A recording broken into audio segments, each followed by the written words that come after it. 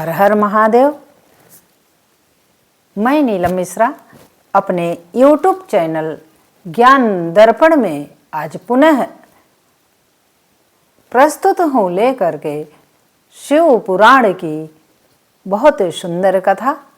भगवान भोलेनाथ की कृपा और दया किन भक्तों पर बरसती है, यह इस कथा के माध्यम से आप सुनेंगे। आप सुने, आनंद लें, भक्ति करें। तो सुनिए। एक बार की बात है,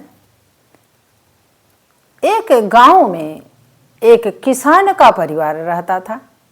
किसान का परिवार बहुत ही नियम संयम से रहता था। भगवान भोलेनाथ की परम भक्ति उन परिवार में था।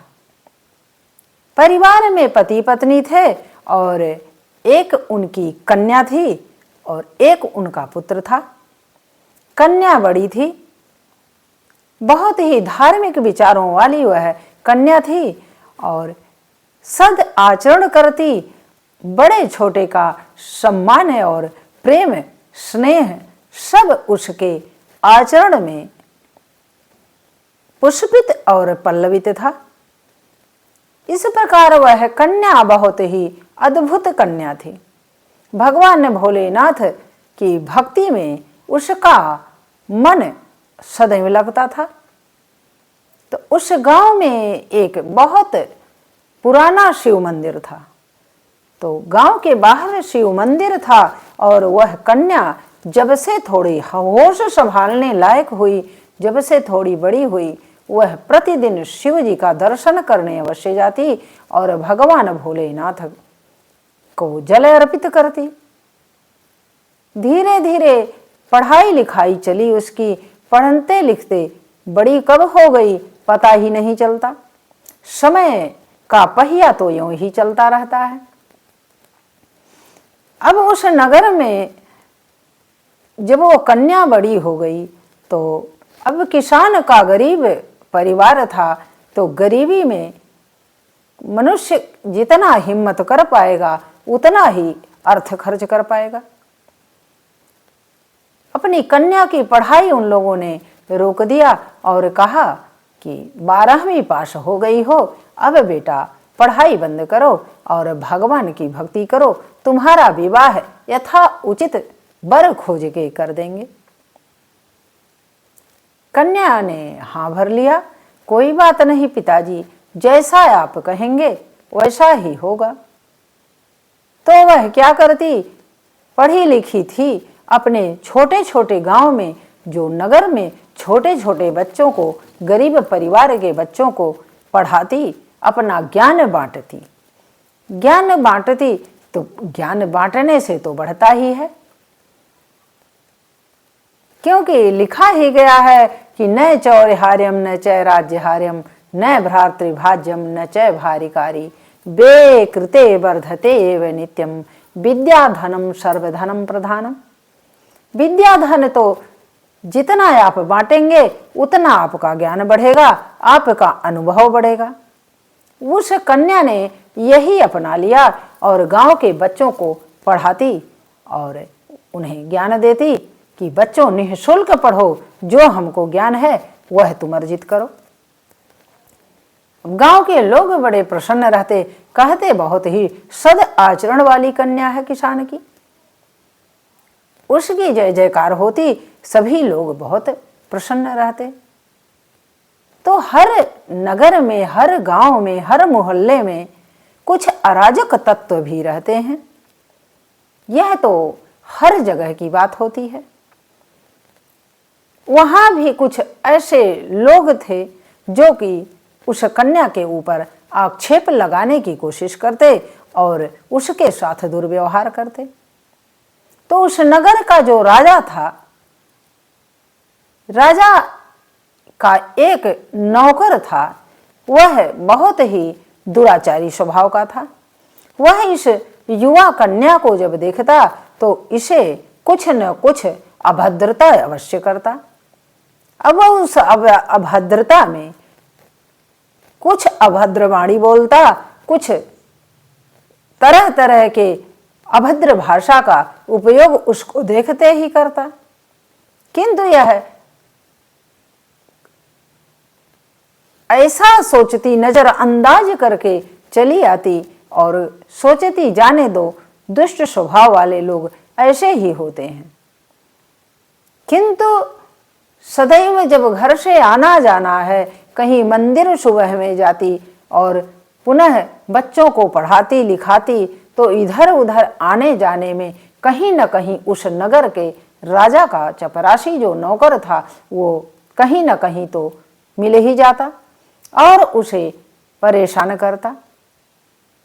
अब उसे बहुत ही गुस्सा आने लगी। उसने कहा कि अब मैं, अगर इसके बाद आपने मेरे साथ अभद्रता का व्यवहार किया तो मैं अपने पिताजी से अवश्य कह दूंगी।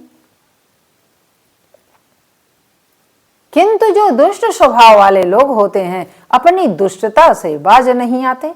उन्हें यह भूल जाता है कि हमारा सम्मान होगा कि हमें हमारा अपमान होगा, क्योंकि वो आदत से मजबूर होते हैं। उन्हें कुछ नहीं दिखाई देता, वो अभद्रता करेंगे चाहे जहां हो। तो वही हाल उस नौकर का था। अब नौकर उस कन्या के से कुछ न कुछ अवश्य करता। अब किंतु कन्या सदैव नजरअंदाज कर देती इस बात को और एक बार धमकी दिया।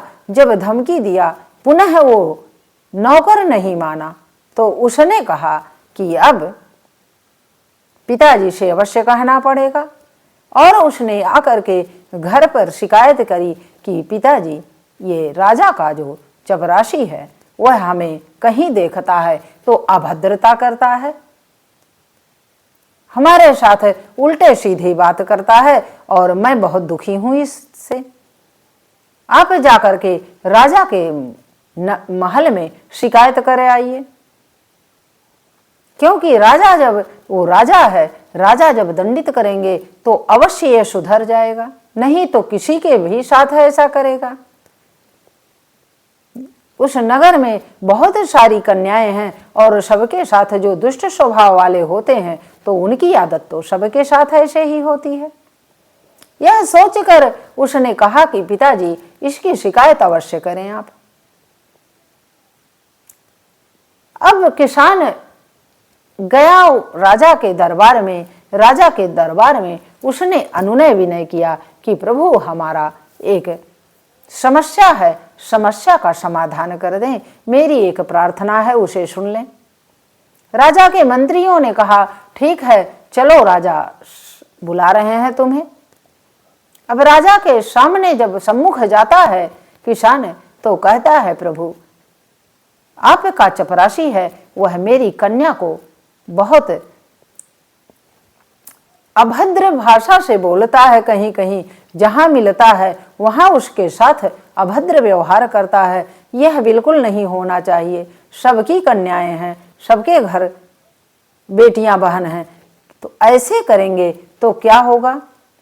समाज में अराजकता फैलेगी। इसका आपको ध्यान देना चाहिए। आप तो राजा हैं, आपको सारी प्रजा का ध्यान रखना चाहिए।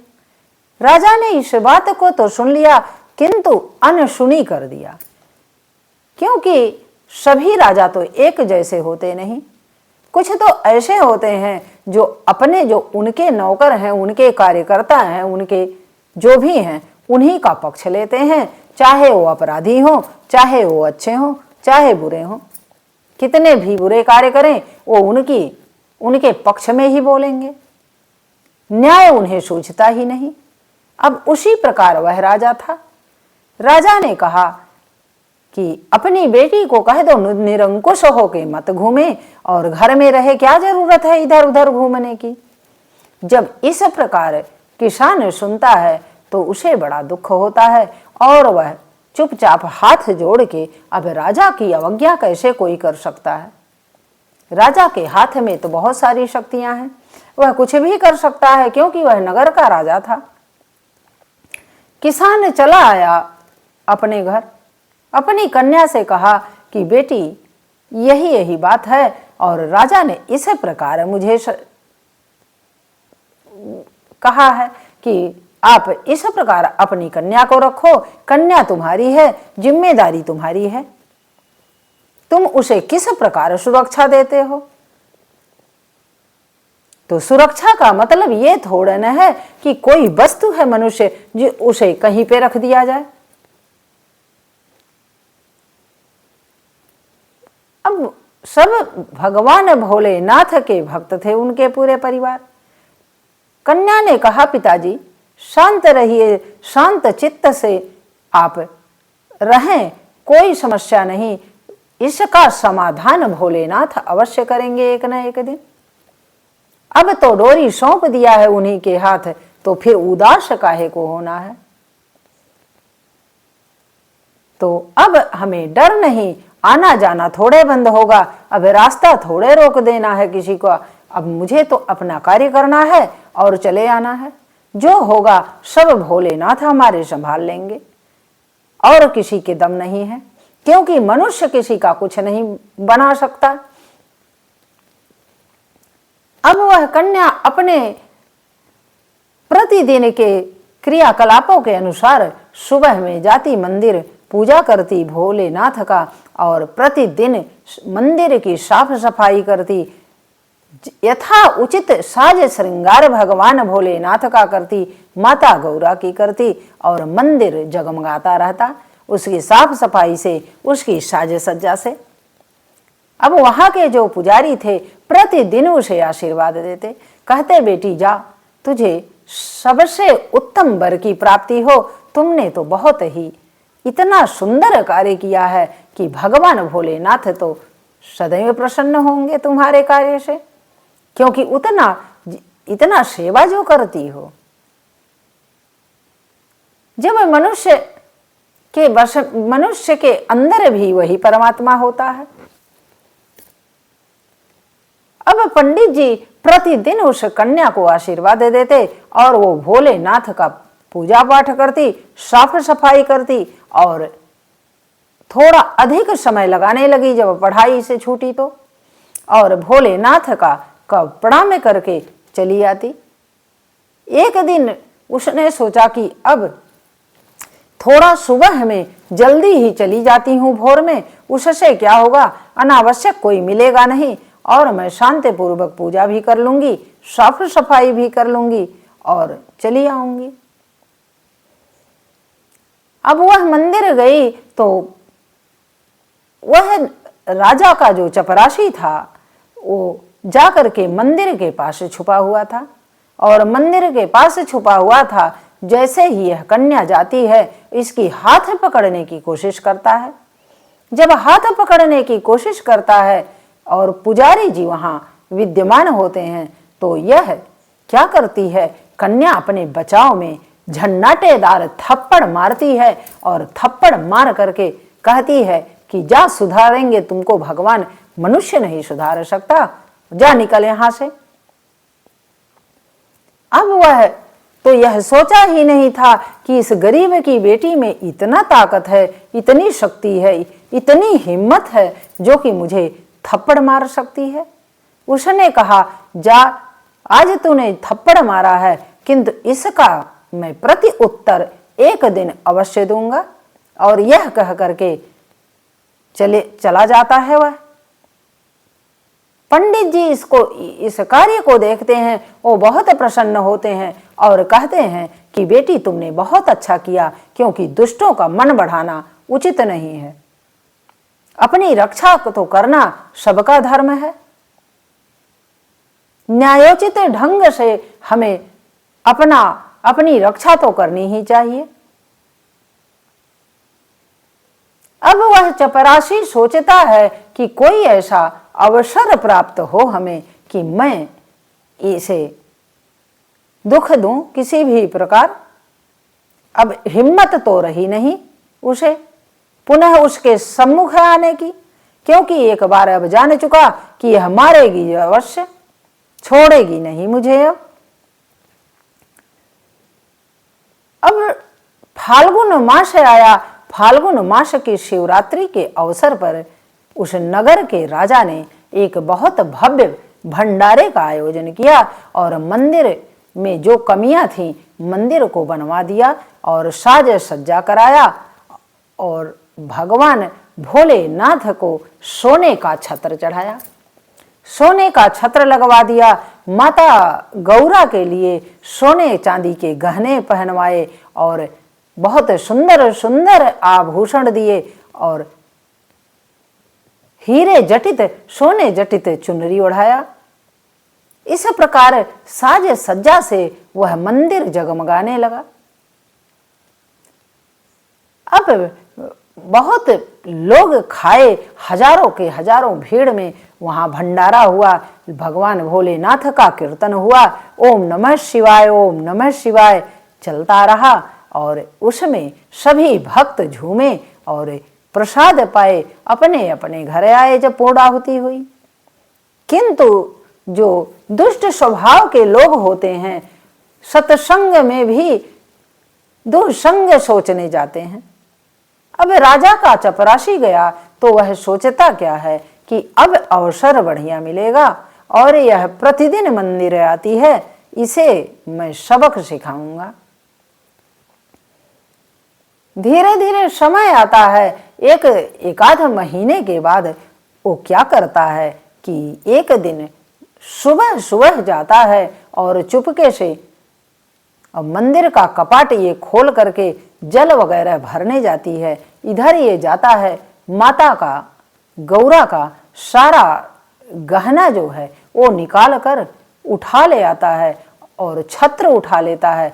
सोचता है कि यही सुबह आती है, इसी को चोरी लग जाएगा और पूरे समाज के सामने इसे अपमानित किया जाएगा, क्योंकि और तो कोई जाता नहीं मंदिर, पुजारी जाते हैं तो पुजारी को तो कोई कहेगा नहीं, इसी पर उंगलियां उठेंगी और इसके चिथड़े उड़ेंगे मान सम्मान के। इस प्रकार वह सोचकर भगवान भोलेनाथ के मंदिर में जाता है और सारे गहने चुरा करके जल्दी जल्दी एक थैला में भरता है और भर करके लेके चला जाता है, किंतु कोई देख नहीं पाता। भले ही हमें आप न देख पाए किंतु परमात्मा तो देखता है सबको, उससे आप कहां बच पाओगे। चाहे पाप करो या पुण्य करो, चाहे भला करो या बुरा करो, उसकी नजर तो सब पर है, उससे कोई वंचित नहीं हो सकता। हमें आप सोचें कि परमात्मा नहीं देख रहा है तो यह हमारी सबसे बड़ी भूल है। इस भूल को कभी ना करें, क्योंकि उसकी दृष्टि तो पूरे संसार पर है, क्योंकि संसार तो उसी ने बनाया है, संसार उसी की रचना है, तो वही देखता है, आपके सारे कर्मों का हिसाब भी रखता है और जैसा कर्म करेंगे वैसा फल देगा। यही विधि का विधान है, इसे तो मानना भी चाहिए और जानना भी चाहिए। अब वह चोरी करके चला जाता है किंतु कोई देखता नहीं। अब दूसरे दिन जब यह कन्या जाती है जल अर्पित करने, भगवान भोलेनाथ की सेवा करने जब जाती है तो जा करके वह सेवा करती है। उसे क्या पड़ी है कि कितने गहने माता ने पहने हैं, कैसा छत्र लगा है, वह तो भगवान भोलेनाथ माता गौरा की सेवा करती और सेवा शुश्रूषा करके भोग लगा करके आरती करके और ओम नमः शिवाय में अपना मन लगाती। कहाँ उसे साज श्रृंगार का पता है कि क्या उसमें था क्या नहीं है, उसने कोई ध्यान ही नहीं दिया इस पर और वो चली आई। जब आने लगती है तो पुजारी उसे देखते हैं और कहते हैं बिटिया आज तो बड़ी जल्दी चली गई। अब जब मंदिर में आते हैं अपना कार्य करने तो देखते हैं कि माता के गहने भी नहीं हैं और वो सोने का छत्र भी नहीं है। अब पुजारी को बड़ी चिंता होती है। पुजारी राजा साहब के पास संदेश भेजवाते हैं कि राजन मंदिर में तो चोरी हो गई है और मंदिर में कोई सारा माता का गहना और शिव जी का छत्र उठा ले गया है। पूरे राज्य में, पूरे नगर में लोगों का बुलावा होता है राजा के दरबार में। राजा सबको दंडित करने के लिए आगाह करते हैं, कहते हैं कि जो भी चोरी किया हो वो बता दे, अन्यथा फांसी की सजा मिलेगी उसे।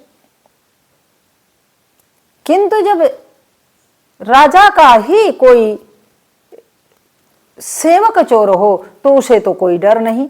डर इसलिए नहीं कि राजा न्यायोचित कार्य नहीं कर रहा था, उसका मन बढ़ा हुआ था। वह समझ रहा था कि मुझे तो राजा कुछ कहेंगे नहीं, क्योंकि मैं उनका सेवक हूं। वह निडर होके उसी सभा में बैठा रहा, किंतु वह बोला नहीं। अब जब कोई नहीं बोला कि मैंने लिया है, तो राजा ने कहा, सभी गांव वालों ने कहा, और इस सेवक ने तो अवश्य 4 बार कहा कि इसी ने चुराए होंगे, क्योंकि यही प्रतिदिन सुबह में जाती है, मंदिर की साफ सफाई करती है, सेवा करती है और भगवान भोलेनाथ का पूजा आरती करके आती है। इसका सब दिखावा है, क्योंकि इसे तो जलन थी, ईर्ष्या था, द्वेष था। तो ईर्ष्या द्वेष के शब्द जो होते हैं वो हमेशा बाण की तरह लगते हैं, और बाण की तरह जब छोड़ता है इंसान तो यही होता है। अब जब इस प्रकार उस कन्या को आरोपित किया जाता है, वो कन्या कहती है कि भगवान भोलेनाथ जानते हैं कि मैं नहीं ली हूं, मैं क्या करूंगी ये सब का। और वो भी मेरी माँ है, गौरा माता जगत जननी है, जगत जननी के गहने कौन ले पाएगा, और मैं तो, मेरे जैसा सेवक तुच्छ तो हिम्मत नहीं है, और मैं तो ये सब निकृष्ट कार्य नहीं कर सकती। आप चाहे मुझे फांसी की सजा दे दें, चाहे मृत्यु दंड दे दें, चाहे कुछ भी दंड दे दें, किंतु मैं जब मैंने नहीं लिया तो मैंने नहीं लिया, और मैं ऐसा घृणित कार्य कभी जीवन में नहीं करूंगी। ऐसे विचार तो है नहीं मेरे। किंतु कोई मानने के लिए तैयार नहीं था। तो राजा ने कहा कि अगर तू इतनी बड़ी भक्त है और भोलेनाथ न्याय करेंगे तो न्याय करवा दे अपने भोलेनाथ से। मेरा 20 साल का लड़का जो है, पुत्र है, वह मेरा मंद बुद्धि पैदा हो गया है, उसका तुम बुद्धिमान बनवा दे भगवान भोलेनाथ से। अगर भोलेनाथ में इतनी शक्ति है, तुझे दिखता है, इतनी भक्ति है तेरे अंदर, तो भगवान भोलेनाथ से कह देना। और अपने पुत्र के तरफ इंगित करके वो राजा कहता है, और उसका पुत्र भी उस दरबार में था, सभा में। संयोग देखिए, भोलेनाथ की दया देखिए कि अपने भक्तों पर किस प्रकार वो दया करते हैं और दुष्टों के कर्मों की सजा उन्हें देते हैं, क्योंकि उस पर दया नहीं होती। बुरे कर्म का बुरा नतीजा और भले कर्म का भला नतीजा। अगर हम अच्छा करेंगे तो अच्छा अवश्य मिलेगा। देर होती है, अंधेर नहीं होती भगवान के दरबार में।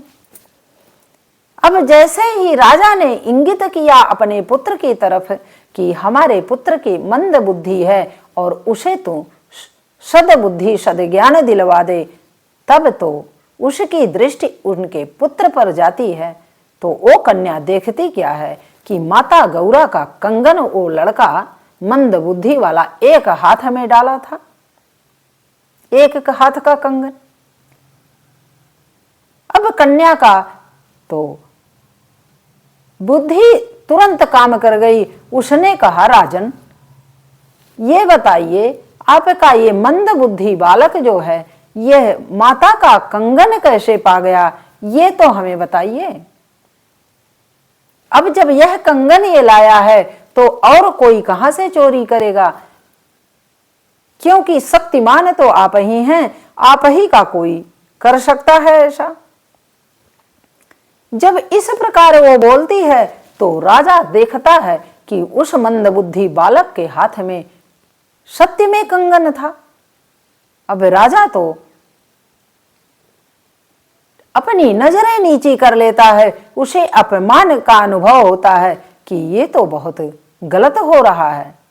उसने अपने पुत्र को बुलाया और कहा कि पुत्र बताओ, ये कंगन तुम्हें कहां से प्राप्त हुआ?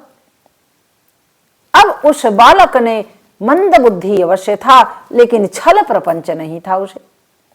उसने कहा कि पिताजी, यह कंगन जो हमारा सेवक वो चपरासी है वह लेके जा रहा था, झोली में ढेर सारे गहने, और उसी में से, उस झोली में से यही कंगन गिर गया और मैंने अपने हाथ में डाल लिया। पहन लिया, अब गिरा पड़ा हुआ था। अब उस चपरासी को बुलाया गया। अब बुलाया गया, राजा ने बुलाया और कहा, बता सारे गहने माता के मंदिर वाले कहाँ हैं, कहाँ सोने का छत्र है? अब राजा के दंड के डर से चपरासी ने सारी बात सत्य सत्य बता दी, क्योंकि प्रभु ही है, वो हर हर महादेव ही हैं, जो कि सद्बुद्धि भी देने वाले हैं, दुर्बुद्धि भी देने वाले हैं। पाप सर पे चढ़ के बोलता है।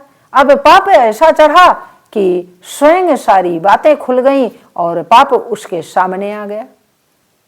अब राजा ने अपनी जनता को, अपनी प्रजा से कह दिया कि इसकी सेवा विधिवत कर दो तुम लोग।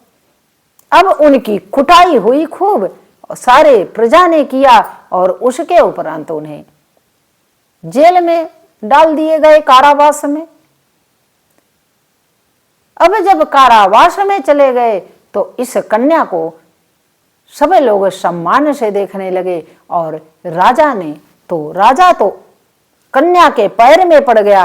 राजा ने कहा कि देख बालिके, तेरे अंदर बहुत भक्ति है और भोलेनाथ अपने सद्भक्ति के का ही कल्याण करते हैं।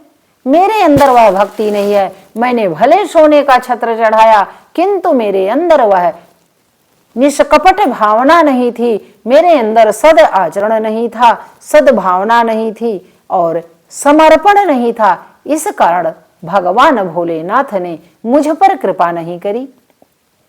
तो हे बालिके, तू भगवान भोलेनाथ को मना ले और भगवान भोलेनाथ से प्रार्थना कर दे कि मेरा एक पुत्र है, किंतु वह मंद बुद्धि है, और उसे ज्ञान हो जाए, बुद्धि हो जाए, विवेक हो जाए, क्योंकि आगामी वह मेरे राज सिंहासन का उत्तराधिकारी बनने लायक हो जाए। तब वह कन्या कहती है कि राजन देखिए, अपने अपने कर्मों का फल स्वयं ही मिलता है। आप भी इस सत पथ पर चलने की कोशिश करें, आपका पुत्र भी चले, भगवान भोलेनाथ की कृपा का पात्र बनिए, समर्पण रखिए, भाव भंगिमा रखिए, और भगवान भोलेनाथ तो भोलेनाथ हैं ही, वह तो कृपा करेंगे ही, सब पर कृपा करते हैं, सब पर दया करते हैं, तो आपका क्यों नहीं करेंगे? आप सदैव भगवान भोलेनाथ के चरणों में मन को लगाए रखें, राज काज चलने दीजिए। माया में रहते हुए भी माया से विरक्ति बनाना ही हमारा सबसे बड़ा पुण्य है और सबसे बड़ा कर्तव्य है, और हम उस फल के अधिकारी हो जाते हैं और भगवान के चरणों के दास भी बन जाते हैं। तो भगवान तो अपने भक्त के पीछे पीछे घूमते हैं, क्यों नहीं करेंगे? सब भोलेनाथ करेंगे। इस प्रकार जब वह कन्या उन्हें राजा को समझाती है तो राजा धन्य हो जाते हैं, कहते हैं धन्य हो बालिके और तेरी सदा जय जयकार हो। और उस कन्या का हर प्रकार से सहायता करते हैं किसान का। राजा के अंदर वह सद्बुद्धि आ जाती है और पूरी प्रजा को वह अपने संतान के भांति सेवा करते हैं और भगवान भोलेनाथ के चरण में मन को लगा लेते हैं। भगवान भोलेनाथ तो सबके नाथ हैं, तो इसमें तो संशय नहीं है। हमें संशय नहीं करना, न आपको संशय करना चाहिए, और उनके दया के पात्र बने और उनकी जय जयकार करें। तो इसी कथा के साथ मैं अपनी वाणी को विराम लेती हूँ। अगली कथा पुनः मैं लेके आऊंगी आप लोगों के समक्ष। तो तब तक के लिए हर हर महादेव।